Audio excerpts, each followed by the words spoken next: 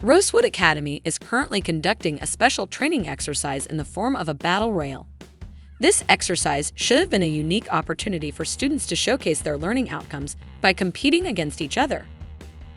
However, all the students have been individually defeated by Blade, except for one, Leonard.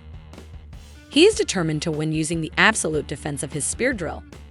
The other students are rallying behind Leonard, hoping he can avenge their defeats.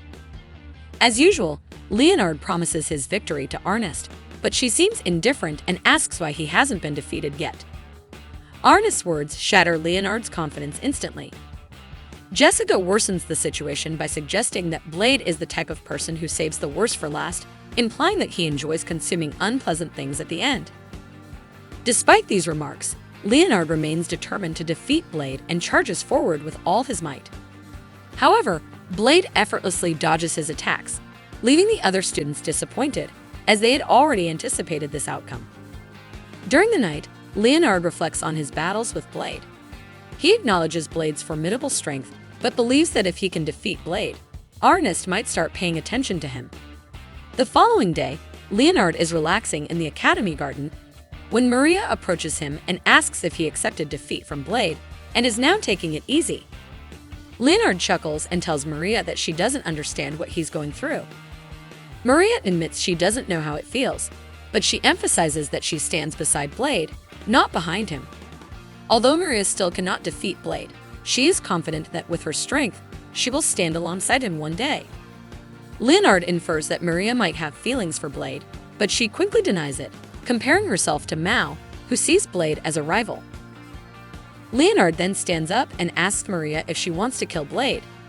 Maria, of course, has no such intention, but Mao does. Mao genuinely wants to eliminate Blade. Upon hearing Maria's words, Leonard gains clarity and expresses gratitude for the encouragement he received. Suddenly, Eliza appears out of nowhere between them. She cannot bear to see them relying solely on psychological matters. While offering support and motivation is helpful, it won't be enough to defeat Blade, the superhuman. If they genuinely want to beat him, Eliza is willing to help, but not through psychological means. She has a concrete plan in mind. Afterward, the first meeting of the Superhuman Conquest Committee commenced. The other friends were also members of the committee, with Leonard serving as its chairman. He then delivered an opening speech for motivation. However, Ernest couldn't bear to listen to his rambling. Once again, Leonard's morale crumbled instantly because of it. Leonard then got straight to the heart of his speech. Everyone here had different feelings, but they shared the same goal: defeating Blade. However, Sophie mentioned that she didn't mind as long as Blade was happy. Hu Chulin was just going along with it. Setting that aside, Leonard then asked if anyone had a concrete plan to defeat Blade.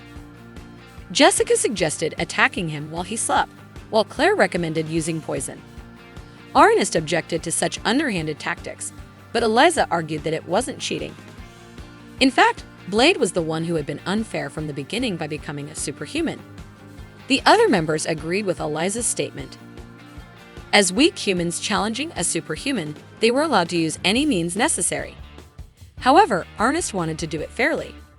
She pointed out that Blade could only use a sword, so she proposed challenging him with a weapon he didn't master. Claire retorted that it wasn't much different from poisoning him or attacking while he slept. Leonard tried to defend Ernest by saying that her intention was for everyone to challenge Blade in their own way. Ernest immediately pretended that was indeed her intention. They then began brainstorming various methods to defeat Blade. The first one to challenge Blade was Ernest. She challenged Blade to a spear duel using Leonard's spear, while Blade used a regular spear. As Ernest began the spear clash, it was Leonard's spear that broke against Blade's ordinary one. Next up was Jessica. As she had mentioned, Jessica aimed to attack Blade while he slept. She successfully infiltrated Blade's room at night, but for some reason, Iona, another committee member, activated her laser to attack Blade. She claimed it was an automatic feature. Then it was Leonard's turn to challenge. Just like Ernest, he challenged Blade to a spear duel, but this time he also used a shield. However, as soon as he activated his spear, he was suddenly caught in an explosion from his own weapon. It turned out that the spear, which had been damaged when used by Ernest, had been hastily patched up and ended up damaged again. Following that, Mariette attempted to attack Blade when he was off guard in the cafeteria. She passed the task to Mao. Unfortunately, Mao was too talkative and ended up losing before launching an attack. Next was Sophie's turn. She challenged Blade to a bare-handed duel, but Blade quickly defeated her by landing a direct hit on her face with his hand. During the committee meeting, Sophie inexplicably mentioned again that she didn't mind as long as Blade was happy. Claire, on the other hand, failed immediately as she tripped over Blade when attempting to attack him. Lastly, it was Kasim and Clay's turn. They engaged in a sword fight as usual. However, Kasim and Clay had a plan to distract Blade by pretending to point out a woman in the distance. Unfortunately, this tactic had no effect on Blade whatsoever. Now, the other committee members wanted to try different methods.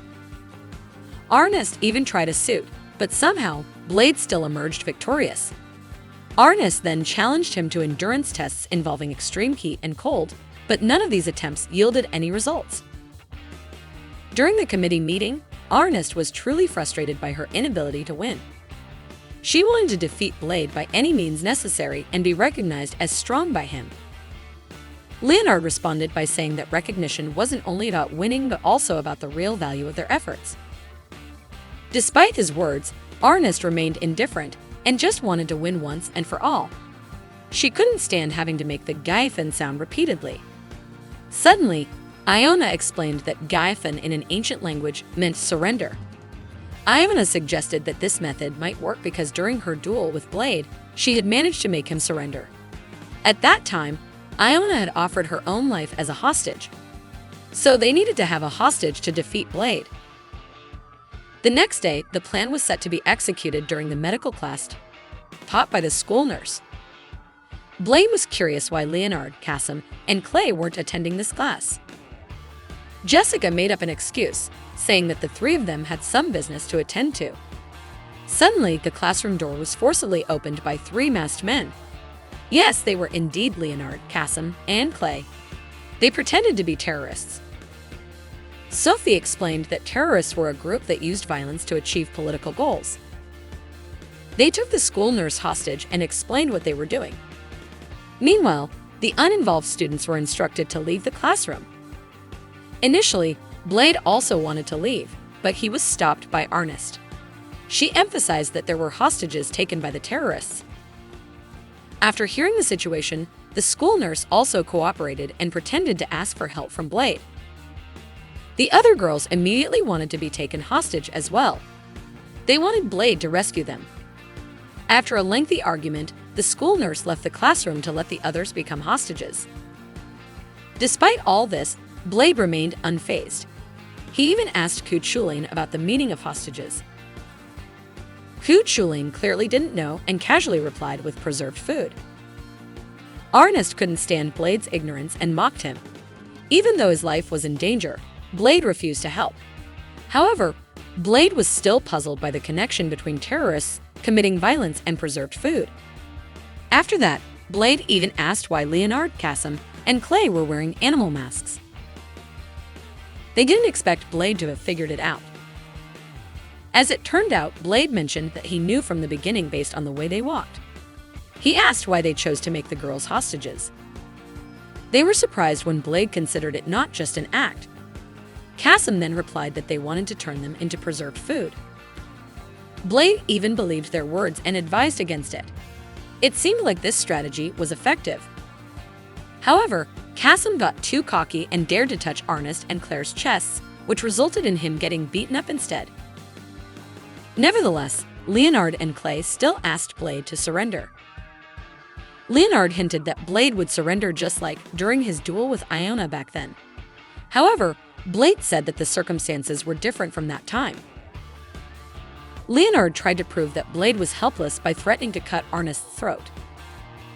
Even when the others forced him to surrender, Blade still refused.